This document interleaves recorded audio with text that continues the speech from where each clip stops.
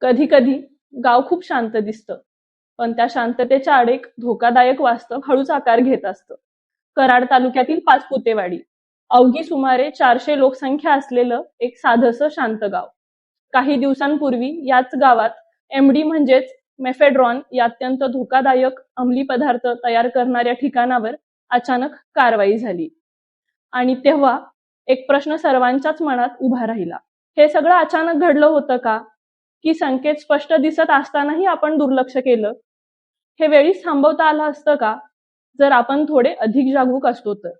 आज अंमली पदार्थ तयार करणारे गुन्हेगार मोठ्या शहरांपुरते मर्यादित राहिलेले नाहीत. ते आता दुर्गम भागामध्ये, रिकाम्या शेडमध्ये, रानातील खोल्यांमध्ये, ओसाड वस्त्यांमध्ये, अगदी जनावरांच्या गोठ्यांमध्येही आपले अड्डे उभारत आहेत.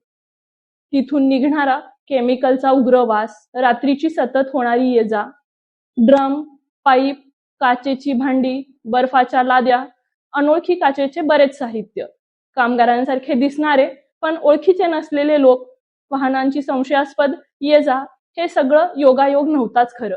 ते संकेत होते, पण वेळ निघून गेली. आणि लक्षात ठेवा, हे ड्रग्ज इथेच थांबत नाहीत. ते समाजात पोहोचतात, कॉलेजमध्ये शिरतात आणि कोणाच्या तरी मुलांचं आयुष्य, कोणाचा तरी संसार हळूहळू पण कायमच उद्ध्वस्त करतात.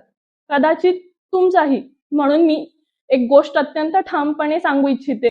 संशय आला तरी तुम्ही स्वतः एकदा खात्री करा, परंतु कायदा हातात घेऊ नका आणि स्वतःचा जीव धोक्यात घालू नका. तुमचं एकच पण खूप महत्वाचं काम आहे, ते म्हणजे माहिती देणं. जवळचं पोलीस स्टेशन, 112 टोल फ्री आपत्कालीन क्रमांक, पोलिसांचा अधिकृत व्हॉट्सअप नंबर. तुमची ओळख पूर्णपणे गोपनीय ठेवली जाईल आणि खात्रीशीर माहिती देणाऱ्यांना सातारा जिल्हा पोलीस प्रशासनाकडून रोख स्वरूपात बक्षीस दिले जाईल. पोलीस कारवाई करतात, पण माहिती समाज देतो.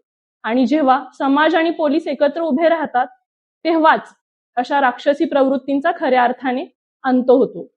हा लढा फक्त पोलिसांचा नाही, आपलं गाव, आपली मुलं आणि आपली सामूहिक जबाबदारी.